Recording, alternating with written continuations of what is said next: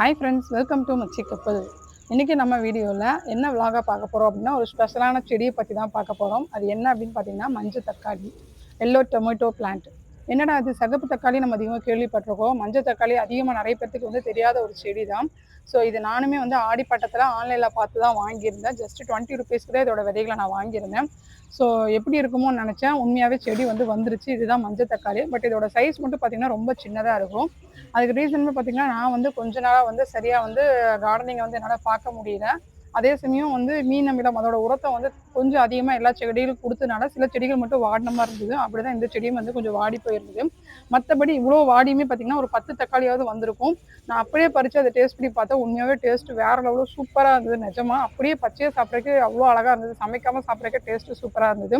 So ரொம்ப ஈஸியாக மாடியில் வளர்க்கக்கூடிய ஒரு செடி தாங்க இது. ஸோ கண்டிப்பாக நீங்கள் வந்து நார்மலாக ஒரு தக்காளி வளர்க்குறவங்க இந்த மஞ்சள் தக்காளியுமே ஆட் பண்ணுங்கள். கண்ணுக்கு ரொம்ப ரொம்ப நல்லதாகும்.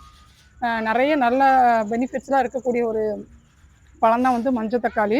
ஸோ இதுக்குன்னு பார்த்தீங்கன்னா எந்த ஒரு பூச்சி தொல்லையோ ஸ்பெஷலாக கவனிக்கிற மாதிரி எந்த ஒரு எக்ஸ்ட்ரா ஒரு ஒர்க்குமே இது கிடையாது. நார்மலாக 15க்கு 15 க்ரோ பேக்லேயே வைக்கலாம். எல்லா செடியும் வைக்கிற மாதிரி தான் இதையும் நம்ம பார்க்க போகிறோம்.